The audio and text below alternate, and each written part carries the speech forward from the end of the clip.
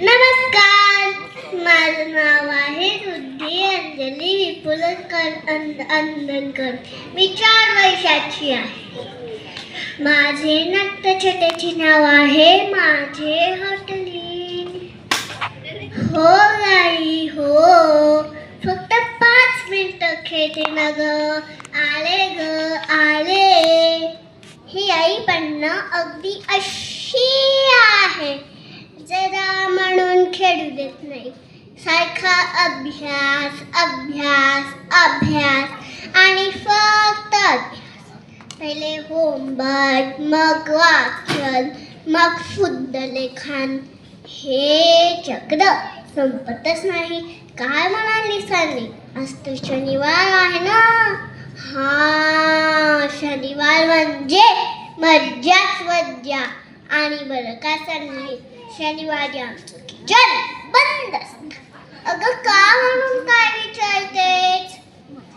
Saturday night आई आणि बाबा दोघांना रविवारीला सुट्टी असते ना, म्हणून सॅटर्डे नाईट फुल एन्जॉय. Shopping, hotelling. काय म्हणाली सर मी?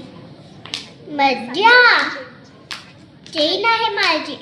हा, असं तुला वाटतं ग.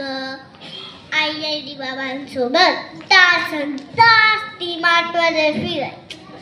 इतका कंटाळा येतो म्हणून सांगू. खूप पाय दुखतात ग माझे. मग हॉटेल शोधायचं, वेटिंगला बसायचं. मस्त मस्त जेवणाचा वास अगदी राहावं नाही बघ. पोटात कावळे नुसते मारामारी करत असतात. काय म्हणाली सांगवी? मज्जा नाही ग. तिथे ते कुठे मनासारखं खायला मिळतंय.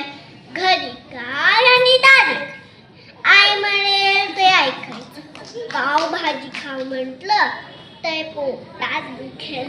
नूडल्स खाऊ म्हटलं तर त्यात काय म्हणे आजीनं मोठं असतं. मग तर जायचंच कशाला बाहेर जेवायला.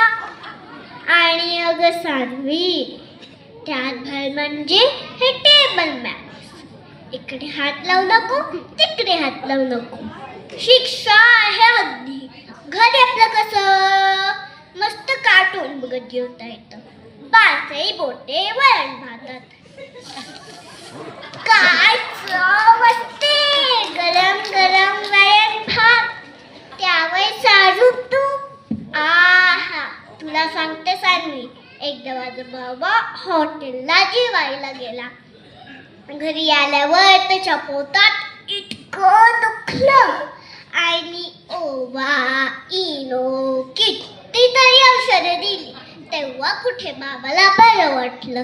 आता मी विचार केला, हॉटेलिंगमध्ये जेवण नकोच. आता हॉटेलिंग नको रे बाबा. आपलं वरण भातच बरं. धन्यवाद. आता मी आमंत्रित करते नित्या थोरात, यानंतर शेवल्ली पटारे, हिरा कुंटा.